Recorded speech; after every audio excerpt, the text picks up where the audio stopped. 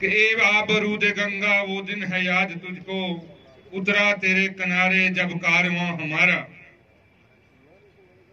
इसलिए रामबन को भी वो दिन याद करना चाहिए जब गुलाम नबी आजाद साहब का कारवां यहाँ रामबन में चनाब दरिया के किनारे उतरा था।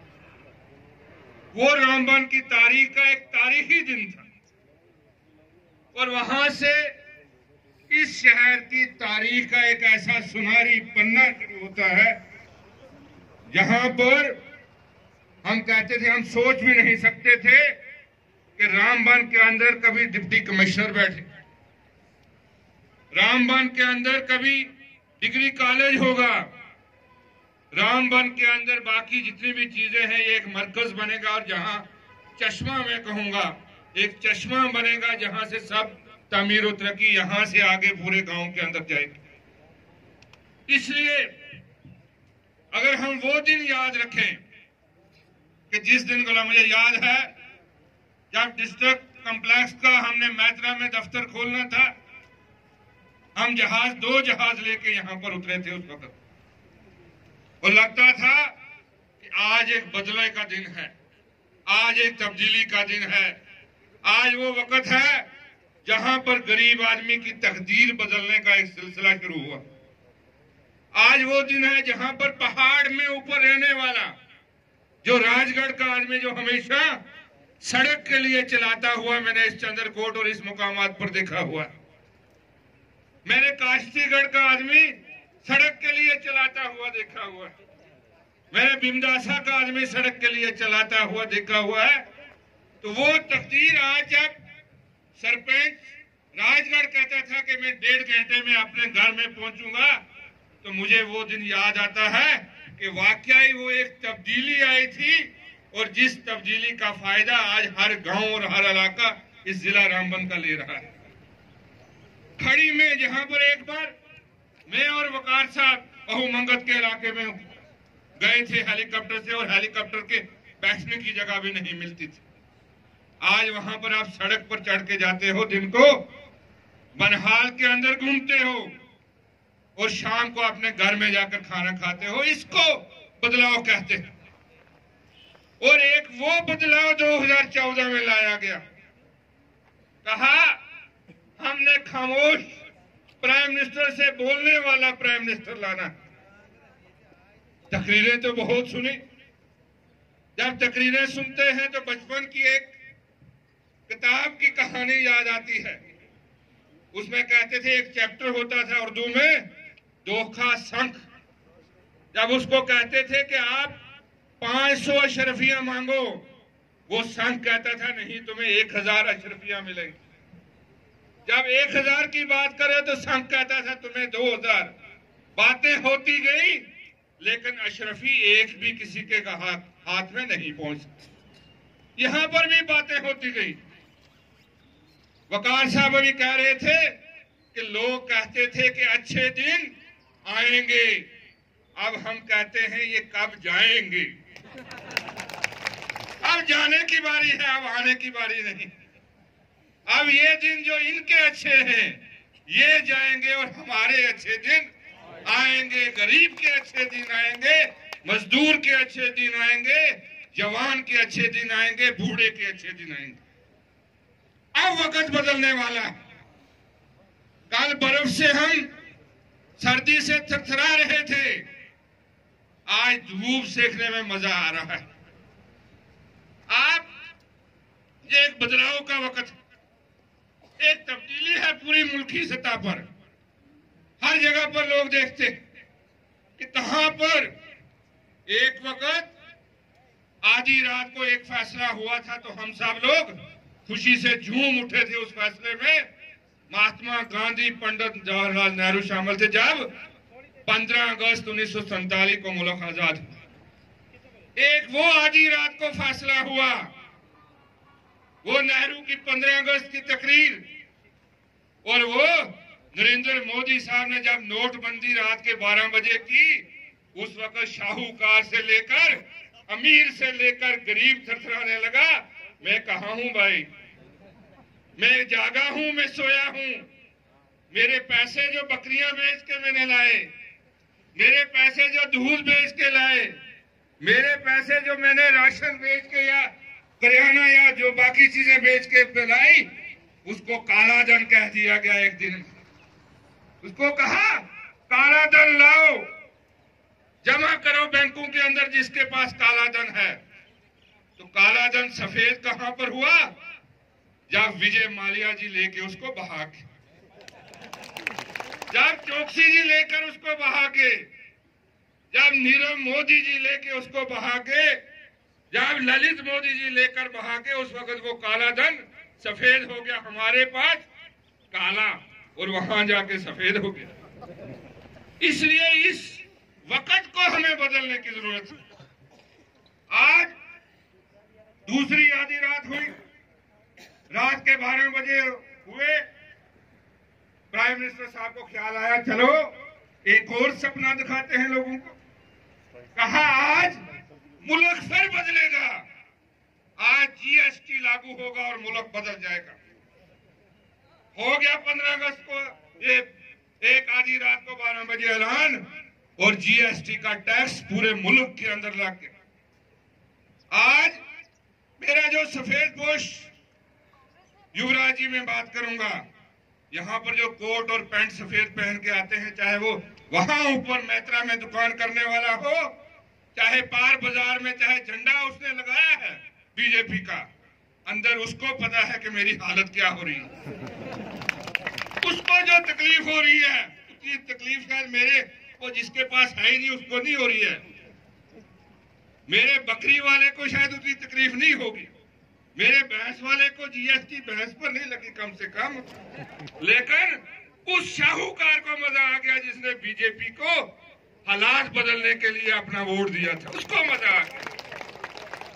आज वो बदलना चाहता है हालात को, आज वो तब्दीली लाना चाहता है कि भाई 12 बजे तो ऐलान हुआ था, मैं जब उठता हूं आज कितना जीएसटी देना है, बूट लेना है रबड़ का, गरीब आदमी ने जीएसटी कितना देना है 18%। जहां 100 रुपए का बूट, वहां आपको 118 या 128 रुपया, क्योंकि 28 रुपए कौन ले जाता है? वो दिल्ली में बैठी हुई सरकार जिसको चौकीदार कहते हैं, जो कहते हैं आज तुम भी चौकीदार, मैं भी चौकीदार, सब चौकीदार। आप जब एक बार जब चोर कहीं भाग रहा होता है ना, तो चालाक चोर होता है, जब पुलिस पीछे लगती है और लोग पीछे लगते हैं, वो सबको वो कहता है उधर गया चोर, उधर गया चोर, उधर गया चोर। आज इसी तरह हर एक को कहा तुम सब चौकीदार बन जाओ, ताकि पता ना लगे कि असली चोर कौन सा है। इसलिए 28% पैसा टैक्स में उसके पास चला गया। मेरा कोई फारूक बेचारा चौधरी, कभी इसने केसी रेजिडेंसी में पैसा खाना नहीं खाया होगा, इसने वैट कभी दिया ही नहीं होगा, क्योंकि वहां खाना ही नहीं खाया। ये जम्मू बस स्टैंड पर जाता है, रेडी पर खाता था, रेडी पर मजेदार लजीज राजमा चावल, या मैं तो ये इधर कीड़ा की बात करो, राजमा चावल खाते थे हम 40 रुपए में। आ गया टैक्स, आज वही राजमा चावल में जहां 2 आदमी मैं और फारूक साहब खा रहे हूं, तीसरा ऑटोमेटिकली वहां बैठा है 28% लेकर, वो हमारी जगह वो भी खा रहा है खाना, उसका भी हमें टैक्स देना। तो ये गरीब आदमी उस रेडी पर भी अगर वो हिस्सेदार हमारे खाने में, उस छोटे ढाबे पर भी हमारा हिस्सेदार खाने में, अगर हम रेलवे में जाएं, मजदूर बने, कहते हैं पहले पैन कार्ड ले आओ हमारा, भाई तुमने मजदूर लगना। ये सारे इधर बहुत से लोग हैं, अभी मैं निशानदेही नहीं करूंगा, बहुत से लोग जब ये जाते हैं पहले कहते हैं पैन कार्ड लाओ, मजदूरी का बिल बनता है इनका 5 लाख रुपया। एक मेरा उधर नायब सरपंच है, उसको गनी चीफ साहब कहते हैं, कुछ दिन उसने बड़ा कोर्ट शोट लगाया, कहा मेरे पास 4 करोड़ रुपए का काम है। मैंने कहा करना क्या? कि जनाब लेबर सप्लाई करनी है। मैंने लेबर सप्लाई की, जब लास्ट में कहा कि अब 70 लाख तुमने टैक्स देना है, इसमें से मजदूर में भी टैक्स। इसलिए जो मजदूर के पसीने में भी हिस्सेदार, उसके पैसे खाने, जो ढाबे में भी हिस्सेदार, तो सबसे बड़ा चोर वो है कि कोई और है?